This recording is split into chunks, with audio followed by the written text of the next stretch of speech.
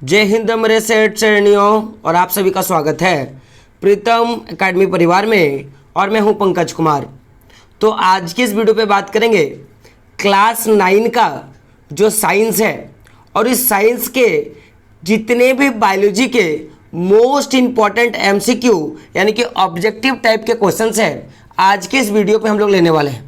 यानी कि मैं यूँ कहूँ तो जो भी आपके वायरल बायोलॉजी के क्वेश्चंस हैं ऑब्जेक्टिव टाइप के सारे इस वीडियो पे क्या होगा आपका कवर होगा। लेकिन अगर वीडियो हद से ज़्यादा बड़ा होता है तो वीडियो को क्या किया जाएगा, 2 पार्ट में ले लिया जाएगा। तो देरी नहीं करते हुए बात करेंगे पहले प्रश्न पे। तो पहला प्रश्न देख सकते हो, आपका पहला प्रश्न ये रहा, आपके स्क्रीन पर ये रहा कि जीव शरीर की रचनात्मक और कार्यात्मक इकाई को कहते हैं। ऑप्शंस क्या है, कोशिका, कोशिका भित्ति, पेशीय कोशिका, इनमें से कोई नहीं। तो इसका क्या होगा आंसर, ऑप्शन नंबर 1 क्या होगा, सही हो जाएगा कि जीव शरीर की जो रचनात्मक और कार्यात्मक इकाई जो कहलाता है वो आपकी कोशिका कहलाता है। तो ऑप्शन नंबर 1 क्या होगा आपका सही आंसर हो जाएगा। अगला प्रश्न आपका देख सकते हो, आपके स्क्रीन पर ये रहा कि एक कोशिक के जीव है। ये जो ऑप्शन है आपका, इनमें से कौन है आपका एक कोशिक के जीव है। और ऑप्शंस क्या है, कवक, पादप, अमीबा या ये सभी। तो आंसर देखो, आपका कवक बहुकोशिक होता है, साथ में पादप भी बहुकोशिक होता है, लेकिन अमीबा जो होता है वो एक कोशिक के जीव होता है। तो ऑप्शन नंबर 3 क्या होगा आपका सही हो जाएगा। बात करें अगले प्रश्न पे। अगला प्रश्न आपके स्क्रीन पर ये रहा, प्रश्न है आपका निम्नलिखित में से कौन जीव एक कोशिकीय है। इनमें से कौन सा जो है आपका एक कोशिकीय है। ऑप्शंस क्या है, पैरामीशियम, कवक, आम और अंडाणु। तो पैरामीशियम क्या है आपका एक कोशिकीय जीव है, तो पैरामीशियम क्या होगा इसका आंसर हो जाएगा। बात करें अगले प्रश्न पे। अगला प्रश्न है आपका कि बहुकोशिकीय जीव है, तो इनमें से कौन सा आपका क्या है बहुकोशिकीय जीव है, आपका ये प्रश्न है। तो अगर देखोगे तो यूगिलिना ये भी आपका एक कोशिकीय जीव है ना, पैरामीशियम ये भी एक कोशिकीय जीव है, और अमीबा भी आपका एक कोशिकीय जीव है, यानी कि कवक जो है आपका ये सही आंसर हो जाएगा। कवक क्या है आपका बहुकोशिकीय जीव है। अगला प्रश्न आपके स्क्रीन पर ये रहा, प्रश्न है आपका कि किस कोशिका में एक गुणसूत्र पाया जाता है। यानी कि कौन सा कोशिका में एक गुणसूत्र पाया जाता है। ऑप्शंस क्या है, प्रोकैरियोटिक कोशिका, यूकैरियोटिक कोशिका और 1 और 2 दोनों, इनमें से कोई नहीं। तो आपको पता होगा कि जितने भी प्रोकैरियोटिक कोशिका होते हैं ये विकसित नहीं होते, ये अविकसित होते हैं। तो जो भी अविकसित कोशिका, जो भी अविकसित जीव होंगे इनमें ज़्यादातर क्या पाया जाएगा, एक गुणसूत्र पाया जाएगा। तो क्या होगा, प्रोकैरियोटिक कोशिका क्या होगा, इसका सही आंसर हो जाएगा। अगला प्रश्न, अगले प्रश्न पे बात करेंगे। तो अगला प्रश्न आपका ये रहा, प्रश्न है आपका कि तारकीय पिंड मिला है। तारकीय पिंड मिला है को आंसर क्या है, कोशिका दर में मिलता है, गुणसूत्र में मिलता है, केंद्रक में मिलता है या केंद्रिका में मिलता है। तो ये जो मैं बात करूंगा कि तारकीय पिंड जो होता है वो कोशिका दर में मिलता है। तो ऑप्शन नंबर 1 क्या होगा आपका सही आंसर हो जाएगा। अगला प्रश्न है आपका, प्रश्न क्या है आपका कि मानव शरीर में सबसे बड़ी कोशिका है। मानव शरीर में सबसे बड़ी कोशिका है, तो आपको पता होगा कि मानव शरीर की सबसे जो बड़ी कोशिका है वो क्या है, तंत्रिका कोशिका है। ऑप्शन नंबर 1 क्या होगा आपका सही आंसर हो जाएगा। अगला प्रश्न आपके स्क्रीन पर ये रहा, प्रश्न है आपका कि इलेक्ट्रॉन सूक्ष्मदर्शी का अधिकतम आवर्धन क्या होता है। तो या देखो अधिकतम बोला है, तो अधिकतम माने जो सबसे ज्यादा ऑप्शन में रहेगा, तो ये आपका ये ऑप्शन नंबर 4 क्या होगा आपका सही आंसर हो जाएगा। तो 20,000 जो होगा आवर्धन सबसे अधिक यहाँ पे देखने के लिए मिलेगा। अगला प्रश्न है आपका, प्रश्न है आपका देख सकते हो, प्रश्न क्या है कि कोशिका शब्द की उत्पत्ति से संबंधित वैज्ञानिक का नाम बताना है। कि कोशिका शब्द से उत्पत्ति संबंधित वैज्ञानिक का नाम आपको बताना है। ऑप्शंस क्या है, स्लाइडन और स्वान, वाटसन और क्रिक, नॉल और क्या है आपका रस्का और रॉबर्ट हुक। तो रॉबर्ट हुक ने कोशिका शब्द का प्रयोग किया था। तो ऑप्शन नंबर 4 क्या होगा आपका सही आंसर हो जाएगा। अगला प्रश्न 10 नंबर का प्रश्न है आपका कि कोशिका का बिजली घर यानी कि पावर हाउस किसे कहा जाता है। तो कोशिका का बिजली घर माइटोकॉन्ड्रिया को कहा जाता है। तो ऑप्शन नंबर 1 क्या होगा आपका सही आंसर हो जाएगा। अगला प्रश्न आप देख सकते हो, आत्महत्या का थैली, कोशिका का आत्महत्या का थैली है, इसको कहीं कहीं कब्रगाह भी कहा जाता है। ऑप्शंस क्या है, लवक, लाइसोसोम, रिक्तिका या केंद्रिका। तो क्या होगा, लाइसोसोम को आत्महत्या की थैली या कब्रगाह कहा जाता है। तो ऑप्शन नंबर 2 क्या होगा आपका सही हो जाएगा। अगला प्रश्न है, तारक केंद्रक का कार्य करता है। तारक केंद्रक का कार्य करता है, तो क्या कार्य करता है, डीएनए संश्लेषण का करता है कि तुर्क निर्माण का करता है, कि श्वसन का कार्य करता है कि जनन का करता है। तो ये तुर्क निर्माण का कार्य करता है। तो ऑप्शन नंबर 2 क्या होगा आपका सही आंसर हो जाएगा। अगला प्रश्न है आपका, प्रश्न है कि झिल्लियों से घिरा हुआ कोशिका द्रव्य में पाए जाने वाला अंगक जिसमें पाचक रसायन या एंजाइम पाए जाते हैं क्या कहलाता है? तो कोशिका झिल्ली में घेरा हुआ कोशिका द्रव जिसमें क्या पाया जाता है? पाचक रस या एंजाइम पाया जाता है, क्या कहलाता है? तो ये लाइसोसोम कहलाता है। ऑप्शन नंबर 2 क्या होगा आपका सही आंसर हो जाएगा। अगला प्रश्न है आपका, प्रश्न देख सकते हो कि पादप कोशिका के चारों तरफ पाई जाने वाली झिल्ली को क्या कहेंगे? तो पादप कोशिका के चारों ओर पाई जाने वाली झिल्ली को हम लोग क्या बोलते हैं? प्लाज्मा झिल्ली बोलते हैं। तो इसका आंसर क्या हो जाएगा आपका? प्लाज्मा झिल्ली क्या होगा? इसका सही आंसर हो जाएगा। अगले प्रश्न पे बात करेंगे। अगला प्रश्न आप देख सकते हो कि पादप और जंतु कोशिका में प्रमुख अंतर है। क्या अंतर है पादप और जंतु कोशिका? ऑप्शन क्या है? पोषण संबंधित अंतर है या गति संबंधी अंतर है, वृद्धि संबंधी अंतर है या श्वसन संबंधी अंतर है? तो इसका आंसर क्या हो जाएगा? पोषण संबंधी अंतर हो जाएगा, क्योंकि जितने भी पादप होते हैं वो आपके क्या होते हैं? स्वपोषी होते हैं, और जितने भी जंतु होते हैं वो परपोषी या विषमपोषी होते हैं। तो क्या होगा आपका? पोषण संबंधित हो जाएगा। ऑप्शन नंबर 1 क्या होगा आपका सही आंसर हो जाएगा। अगला प्रश्न आपका कि कोशिका का कोशिकांग पाचक थैली कहलाता है। कोशिका का जो कोशिकांग होता है, जो पाचक थैली, अभी हम लोगों ने पढ़ा था कि घिरा हुआ कोशिकांग है जिसमें पाचक रस निकलता है, तो उसको क्या बोलते हैं? लाइसोसोम। इसका आंसर क्या हो जाएगा? लाइसोसोम। ऑप्शन नंबर 2 क्या होगा? इसका सही आंसर हो जाएगा।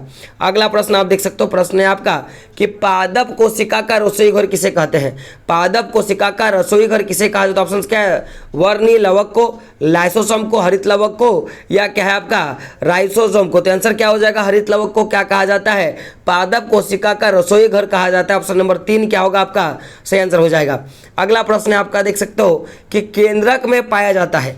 केंद्रक में क्या पाया जाता है? तो केंद्रक में क्रोमोसोम पाया जाता है, लाइसोसोम भी नहीं पाया जाता है और राइबोसोम भी नहीं पाया जाता है। तो क्या पाया जाता है? क्रोमोसोम पाया जाता है। ऑप्शन नंबर 1 क्या होगा आपका सही आंसर हो जाएगा। बात करें अगले प्रश्न में। प्रश्न है आपका कि प्रोटीन क्या है आपका? प्रोटीन का निर्माण का केंद्र है। प्रोटीन का निर्माण का केंद्र ऑप्शन क्या है? माइटोकॉन्ड्रिया, क्लोरोप्लास्ट, राइबोसोम, या क्या है आपका लाइसोसोम? तो आंसर क्या होगा? राइबोसोम। प्रोटीन का निर्माण कहाँ पे होता है? कोशिका में, तो राइबोसोम में होता है। तो ऑप्शन नंबर 3 क्या होगा आपका सही आंसर हो जाएगा। अगला प्रश्न है आपका कि पादप कोशिका का कौन सा भाग निर्जीव होता है? पादप कोशिका का कौन सा भाग निर्जीव होता है? ऑप्शंस क्या है? कोशिका भित्ति, कोशिका झिल्ली, केंद्रक झिल्ली या प्लाज्मा झिल्ली? तो जो पेड़ होता है, पेड़ की जो ऊपरी छाल होता है वो क्या होता है? कोशिका भित्ति कहलाता है, और यही भाग क्या होता है? निर्जीव होता है। तो ऑप्शन नंबर 1 क्या होगा आपका सही आंसर हो जाएगा।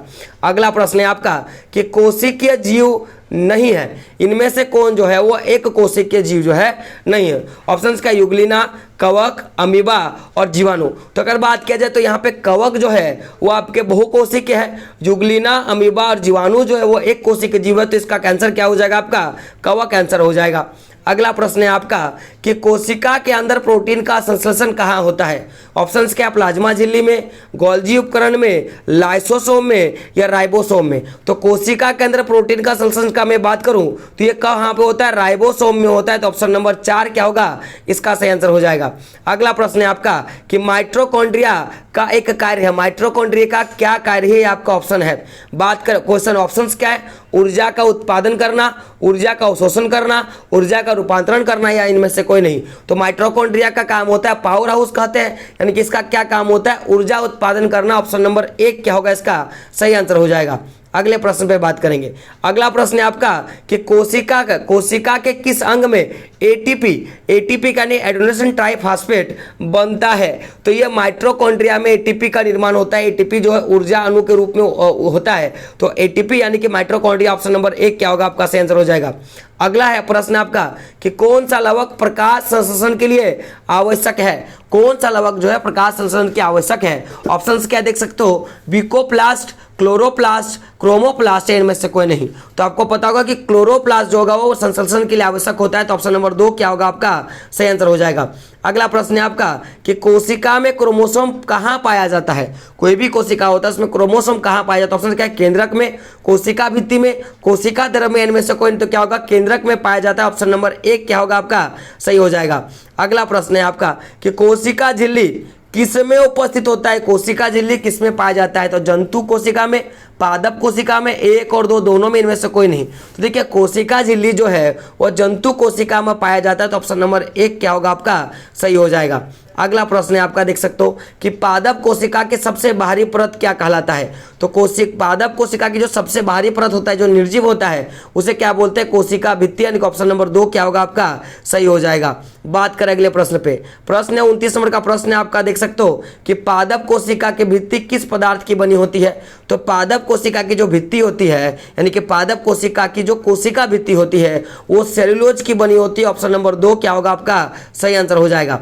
अगला प्रश्न है आपका कि श्वेत तथा रंगीन प्लेटिस्ट को क्या कहेंगे। तो जो श्वेत और रंगीन होगा उसे क्या बोलेंगे, उसको क्रोमोप्लास्ट बोलते हैं। क्या बोलते हैं, क्रोमोप्लास्ट। और हरा वाला को क्या बोलेंगे, क्लोरोप्लास्ट। सबको याद होना चाहिए। बात करें अगले प्रश्न पे, प्रश्न क्या है कि रंगीन प्लेटलेट को क्या कहेंगे। तो जो रंगीन होगा उसे क्या बोलेंगे, क्रोमोप्लास्ट। क्या होगा, क्रोमोप्लास्ट। और अभी हम लोगों ने पढ़ा श्वेत और रंगहीन, क्या है, श्वेत और रंगहीन। देखिएगा, गौर कीजिएगा, क्या है, श्वेत और रंगीन का क्या हो जाएगा आपका क्रोमोप्लास्ट। आपको क्या करना है, देखो क्या आपको देख सकते हो, क्या है, श्वेत है और क्या रंगहीन है, यानी कि वो क्या होगा जिसमें रंग नहीं पाया जाएगा, तो वो क्या होगा आपका क्रोमोप्लास्ट। क्या हो जाएगा, क्रोमोप्लास्ट। और जो रंगीन होगा, जो रंगीन प्लेटलेट होगा, उसे क्या बोलेंगे। आपको क्या करना है, कमेंट बॉक्स में छापना है, क्योंकि यहाँ पे आंसर जो है आपका, मुझे जहाँ तक लगता है कि आंसर गलत दिया हुआ है। आपको क्या करना है, छापना है, तो आपको बताना है। बात करें अगले प्रश्न में, प्रश्न क्या है आपका कि केंद्रक द्रव में मुख्यतः कितने प्रकार की रचनाएं पाई जाती हैं। तो केंद्रक द्रव में 2 प्रकार की रचनाएं पाई जाती है। तो ऑप्शन नंबर 1 क्या होगा आपका सही आंसर हो जाएगा। अगला है आपका कि जीवन की मौलिक इकाई है। तो जीवन की मौलिक इकाई हम लोग कोशिका को कहते हैं। तो ऑप्शन नंबर 3 क्या होगा आपका सही हो जाएगा। अगला प्रश्न है आपका कि सबसे छोटा एक कोशिकीय जीव है। सबसे छोटा एक कोशिकीय जीव है क्या, माइक्रोप्लाज्मा, ईस्ट, जीवाणु, या क्या होगा अमीबा। तो आपको क्या होगा, माइक्रोप्लाज्मा इसका आंसर हो जाएगा। माइक्रोप्लाज्मा क्या होगा इसका सही आंसर हो जाएगा। ऑप्शन नंबर 1 क्या होगा आपका सही आंसर हो जाएगा।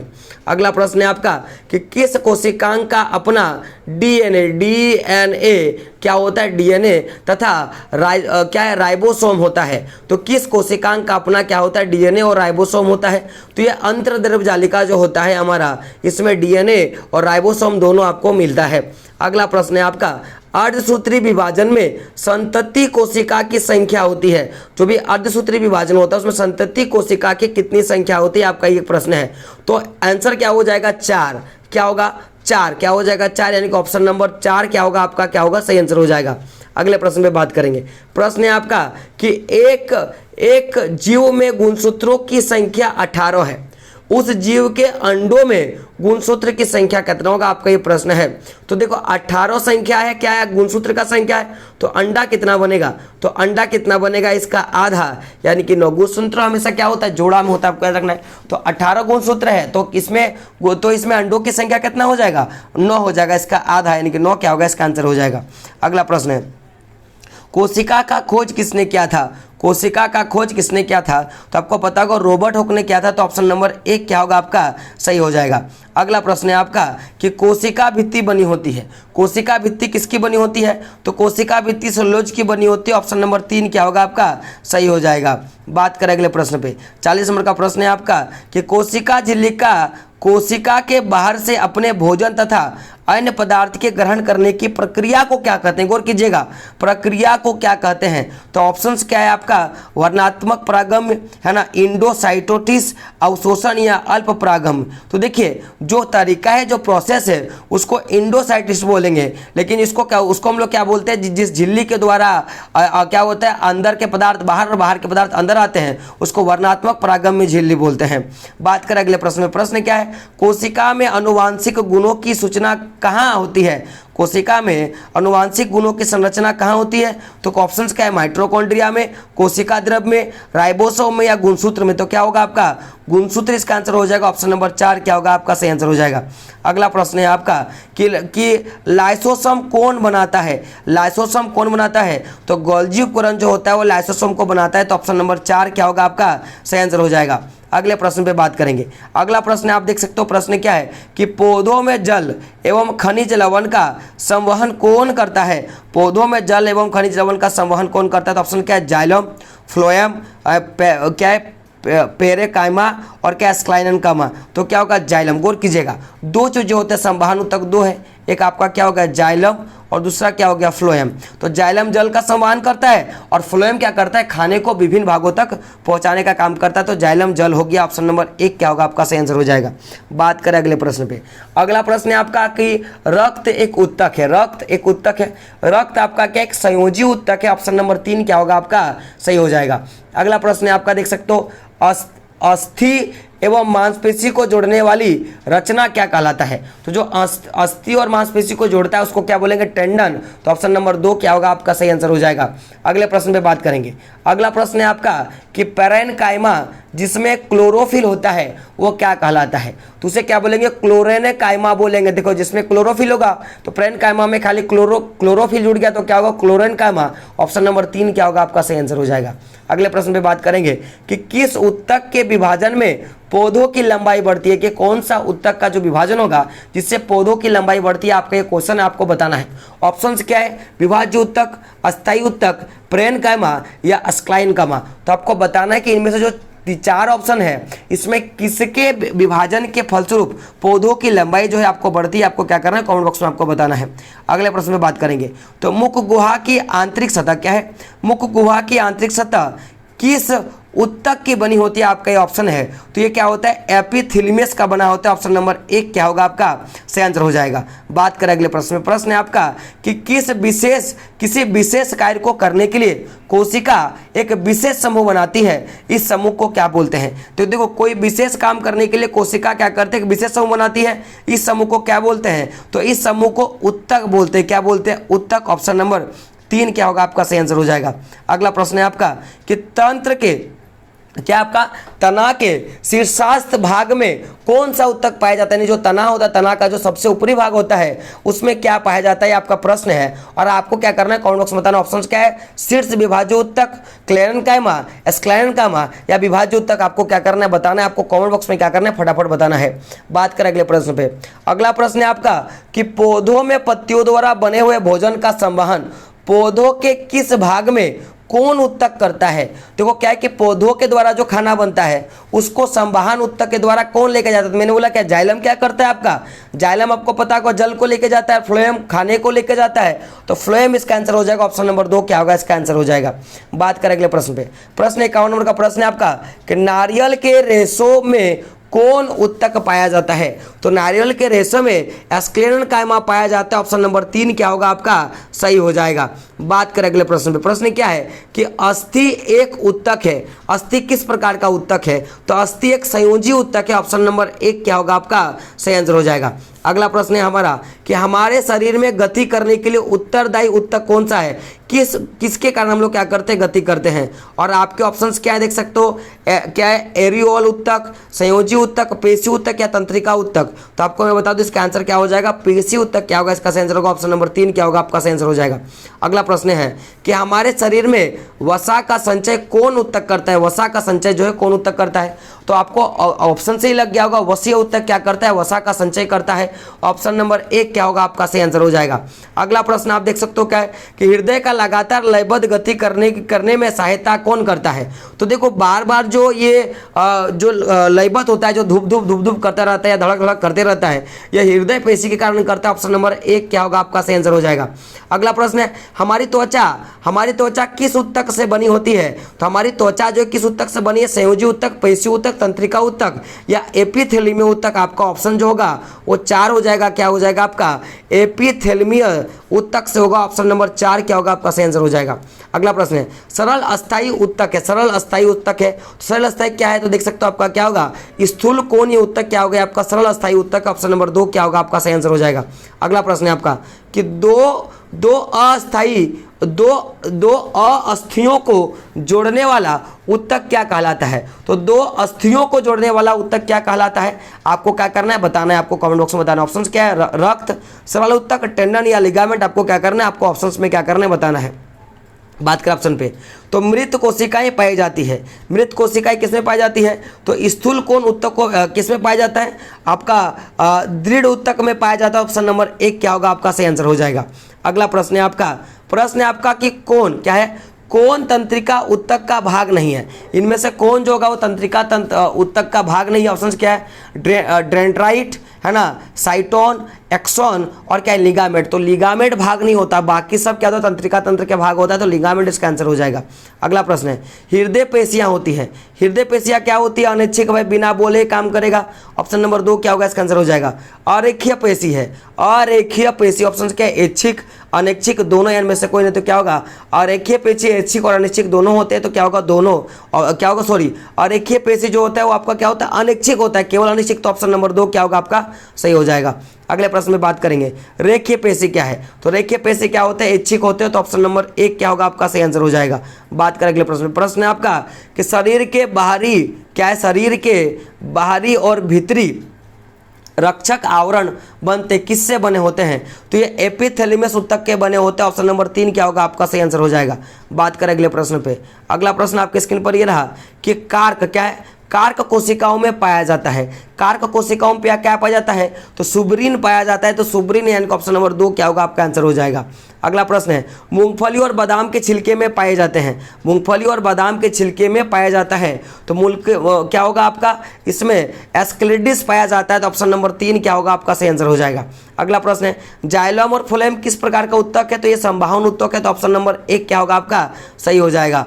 बात करें अगले प्रश्न में। प्रश्न है आपका कि कॉन्ड्रियो क्या है? आप देख सकते हो प्रश्न क्या है आपका कि कॉन्ड्रियोवाल्स्ट कोशिकाएं किस उत्तक में पाई जाती है? कॉन्ड्रियोवाल्स्ट उत्तक कोशिकाएं किस में पाई जाती है? आपका प्रश्न है। ऑप्शन क्या है? दृढ़ उत्तक में, और उसके बाद क्या है? अस्थि में, उपास्थि में, और क्या है? रक्त में। तो आंसर क्या हो जाएगा इसका? उपास्थि आंसर हो जाएगा। ऑप्शन नंबर 3 क्या होगा? इसका सही आंसर हो जाएगा। बात करें अगले प्रश्न पे। अगला प्रश्न है आपका कि टेकिस क्या है? टेकिस पाए जाते हैं, टेकिस पाए जाते हैं। ऑप्शन क्या है? जाइलम में, फ्लोएम में, वसी उत्तक में और पेशी उत्तक में। तो क्या होगा? जाइलम में। टेकिस कहाँ पाया जाता है? जाइलम में। ऑप्शन नंबर 1 क्या होगा? आपका सही आंसर हो जाएगा। अगला प्रश्न है आपका कि जिस मृदुक की कोशिकाओं में हरित लवक पाया जाता है उसे क्या कहते हैं? उसे क्या बोलेंगे? क्लोरेनकाइमा बोलेंगे। ऑप्शन नंबर 2 क्या होगा? आपका सही आंसर हो जाएगा। बात करें अगले प्रश्न पे। प्रश्न आपका 71 नंबर का प्रश्न है कि किन कोशिकाओं की भित्ति क्या है? लिग्निन के कारण मोटी होती है? तो आंसर क्या? तो ऑप्शन क्या होगा इसका? मृदुक उत्तक, स्क्लुक उत्तक, दृढ़ उत्तक या विभोज उत्तक। तो आंसर क्या हो जाएगा इसका? आंसर 3 हो जाएगा। दृढ़ उत्तक क्या होगा? इसका सही आंसर हो जाएगा। क्या हो जाएगा? दृढ़ उत्तक। बात करें अगले प्रश्न पे। प्रश्न है आपका कि किस प्रकार के उत्तकों की क्रियाशीलता के कारण पौधों में वार्षिक वलय उत्पन्न होता है? किसके कारण देखोगे कि पौधों में वार्षिक वलय, यानी कि पौधों जो देखोगे ऐसे ऐसे आपको काटने से मिलेगा, तो ये किसके कारण होता है? आपका आंसर है तो ये पार्श्व विभाज्य उत्तक के कारण होता है। ऑप्शन नंबर 2 क्या होगा? इसका सही आंसर हो जाएगा। अगला प्रश्न है आपका कि लिगामेंट का निर्माण करता है, लिगामेंट का निर्माण कौन करता है? तो लिगामेंट को जो है वो पीला तंतुमय उत्तक करता है, तो ऑप्शन नंबर 2 क्या होगा? आपका सही आंसर हो जाएगा। अगला प्रश्न है आपका कि मृदुक की कोशिकाओं के बीच पाया जाता है, मृदुतक के कोशिकाओं के बीच में क्या पाया जाता है? तो इनके बीच में अगर देखा जाए तो इनके बीच में क्या पाया जाता है? तो अंतर कोशिकीय स्थान पाया जाता है। ऑप्शन नंबर 1 क्या होगा? आपका सही आंसर हो जाएगा। अगला है आपका उपास्थियों, क्या है आपका? उपास्थियों में कौन सी कोशिकाएं पाई जाती हैं? तो उपास्थियों में आपका कॉन्ड्रियोसाइटिस पाया जाता है। ऑप्शन नंबर 4 क्या होगा? आपका सही आंसर हो जाएगा। अगला प्रश्न है पौधों में, क्या है आपका? पौधों में फ्लोएम कार्य करता है, तो पौधों में जो फ्लोएम होता है वो क्या करता है? आहार का चालन करता है, और जाइलम क्या करता है? जल का करता है। बात करें अगले प्रश्न पे। प्रश्न आपका सरलतम पौधों को किस वर्ग में रखा जाता है? ऑप्शंस क्या है? Thallophyta, bryophyta. अगला प्रश्न है आपका टेरिडोफाइटा और जिम्नोस्पर्म। तो जो सरल पौधे होते हैं उसको थेलोफाइटा के अंतर्गत रखा जाता है, तो ऑप्शन नंबर 1 क्या होगा? आपका सही आंसर हो जाएगा। अगला प्रश्न है कि मेढक है, मेढक क्या है आपका? तो आपको पता होगा मेढक उभयचर है, जो जल और क्या स्थल दोनों में रहते हैं, तो क्या होगा? उभयचर क्या होगा? इसका आंसर हो जाएगा। बात करें अगले प्रश्न पे। प्रश्न है आपका कि छिपकली के हृदय में कक्षों की संख्या कितनी है? तो छिपकली का 3 क्या होता है? तीन हृदय होता है, तो ऑप्शन नंबर 3 क्या होगा? आपका सही आंसर हो जाएगा। बात करें अगले प्रश्न पे। पक्षियों और मेढक क्या है? पक्षियों और मेढकों के रक्त की प्रकृति कैसी होती है? समान। अगला है असमान, शीत। उसके बाद क्या है? गर्म। और क्या होगा? असमान। तो क्या होगा? असमान क्या हो जाएगा? असमान होता है। तो ये 80 क्वेश्चन मैंने करवा दिया। अब अगला जो मैं इसका पार्ट लूंगा उसमें मैं क्या करूंगा, और 80 क्वेश्चन में करवा दूंगा, यानी कि कुल मिला के 160 प्रश्न ऐसे में करवा दूंगा बायोलॉजी के, जो आपके इंपॉर्टेंट और आपके आंसर जो है क्वेश्चंस में आपको देखने के लिए मिलेगा। तो आप अभी तक क्या करें, अगर आप चैनल पर नए हो तो चैनल को पहले सब्सक्राइब करें, ताकि आप जो 80 वीडियो आने वाला है उसको आप क्या कर पाओगे, आसानी से देख पाओगे। दोस्तों मिलते हैं अगले वीडियो में, तब तक के लिए जय हिंद, जय भारत और आपका दिन शुभ हो।